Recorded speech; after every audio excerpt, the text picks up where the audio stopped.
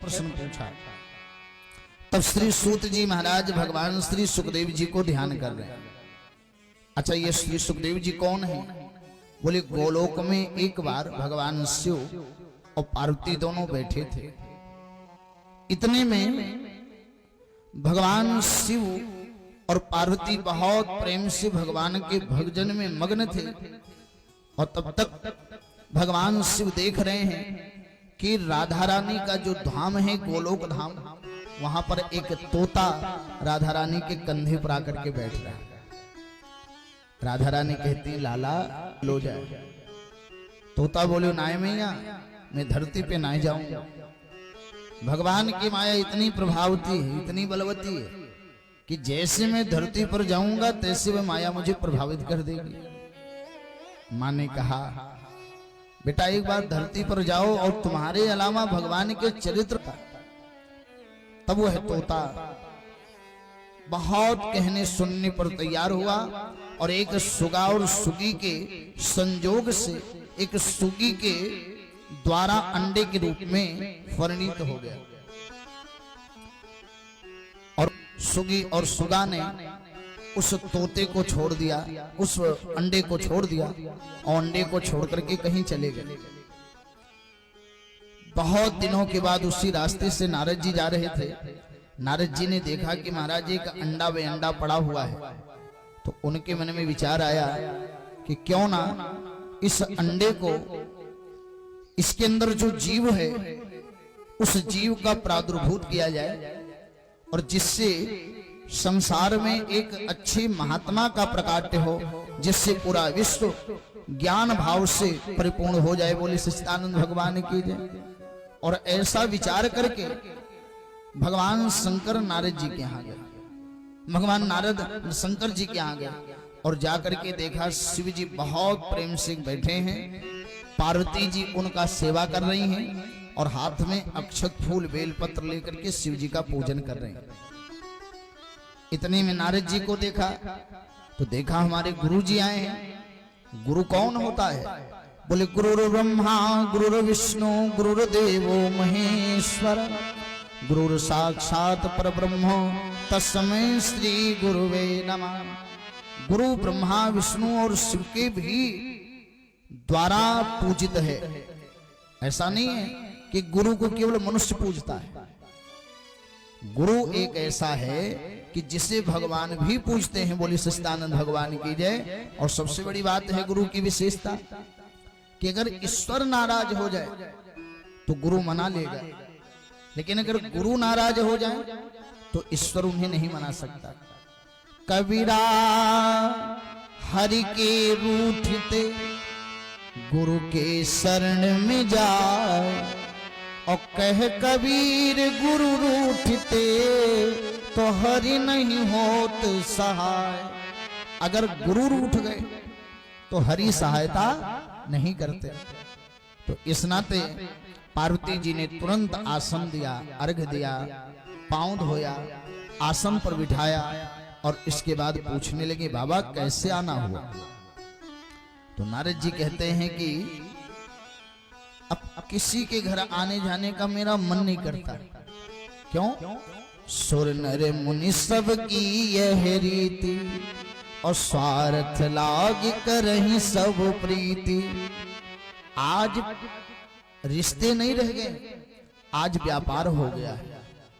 पैसा देगा तो पति पत्नी में रिश्ता, पैसा मिला तो पुत्र पिता में रिश्ता, मान सम्मान मिला तो पड़ोसी पड़ोसी में रिश्ता। और तनिक भी कटुता आ गई जीवन में तो पति पत्नी से दूर, पिता पुत्र से दूर, पड़ोसी पड़ोसी से दूर।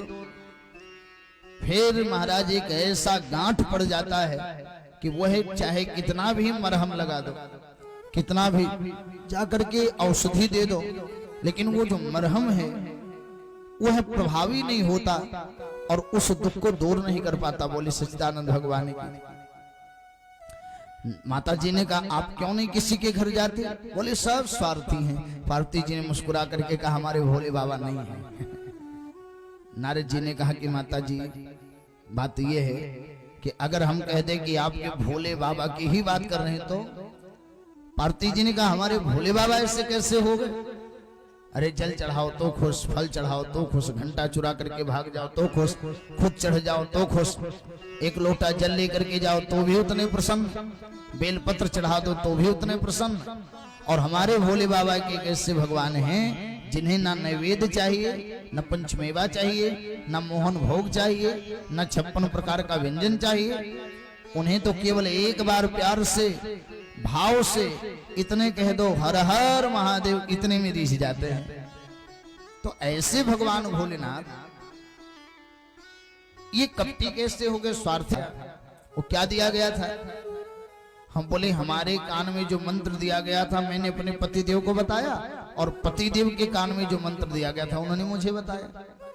यद्यपि गुरु जी के द्वारा दिया गया मंत्र किसी और को बताना नहीं चाहिए, गोपनीयम गोपनीयम गोपनीयम प्रतनता, लेकिन फिर भी भोलेनाथ जी ने मुझे बता दिया। अच्छा, तो ये भी बताया होगा जो उनके गले में मुंड की माला है? बोले ये तो नहीं बताया। अच्छा, ये तो पक्का बताया होगा जो उनकी पहली पत्नी थी वो कौन थी? बोले ये भी नहीं बताया। अच्छा, तो ये तो जरूर बताया होगा कि जो अपने शरीर में मुर्दे की राख लगाते हैं वो किसकी है? पार्वती जी ने कहा यह भी नहीं बताया। अरे बोले तो बताया क्या आपको? अच्छा, आपने देखा होगा कि अगर आपको बिजली ला करके बल्ब जलाना हो तो आपको जनरेटर, तार, बल्ब, डीजल सब लाना पड़ेगा, वायरिंग करनी पड़ेगी।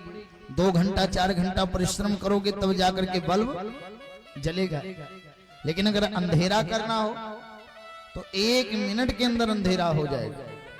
पढ़ाई करना हो तो एमए, बीए, एमएससी, बीएससी करते करते कई सालों बीत जाएंगे। लेकिन अगर आपको गंवार बनना हो, बुरा आदमी बनना हो तो कुछ करने की जरूरत नहीं है, निःशुल्क शिक्षा मिलता है। बोले सच्चिदानंद भगवान की। अच्छा, आपने देखा होगा अगर आपको घी चाहिए तो उसके लिए आपको पैसा खर्चा करना पड़ेगा। दूध पीना है तो पैसा खर्चा करना पड़ेगा, दही खाना है, फल खाना है तो पैसा खर्चा करना पड़ेगा। लेकिन अगर तंबाकू खाना है, बीड़ी पीना है, सिगरेट पीना है, शराब पीना है तो बहुत दान धर्मी ऐसे हैं जो आपको बिना किसी व्यवस्था के पिलाते खिलाते चलेंगे। बोली सच्चिदानंद भगवान। कुछ नहीं पूछेंगे आप उस राय पात्र हैं नहीं, अपात्र हैं कि पात्र हैं, देने लायक है कि नहीं देने लायक है, घर बिगड़ेगा कि परिवार बिगड़ेगा, लेकिन तुरंत आपको पिला देंगे। बंधु माताओं ध्यान दीजिएगा। तो नारद जी पार्वती जी से कह रहे हैं कि देवी अब बताइए, जब आपके पति देव आपसे इतने बड़े बड़े रहस्य को छुपा करके रखे हैं और तब भी कह रही हो कि हमको बहुत मानते हैं। पार्वती जी ने कहा गुरु जी आज मुझे पता चल गया कि उघर ही विमल विलोचन ही के मिटे ही दोष दुख भव रजनी। अगर गुरु जी कृपा ना करें तो दिव्य दृष्टि नहीं मिलेगी। अब आपकी कृपा से मुझे दिव्य दृष्टि मिल गई, अब मैं जान गई। नारद जी ने कहा तब करना क्या है? पार्वती जी ने कहा वो हमारे ऊपर छोड़ दीजिए, हमें पता है क्या करना है। नारद जी इतना समझा करके चले गए और पार्वती जी ने मुंह फुला लिया। अच्छा, आज के समय में सबसे बड़ी समस्या यही है कि आप बाहर वालों से क्या लड़ोगे, पहले तो अपने घर वालों से जीत लो। बाहर वालों से क्या लड़ोगे?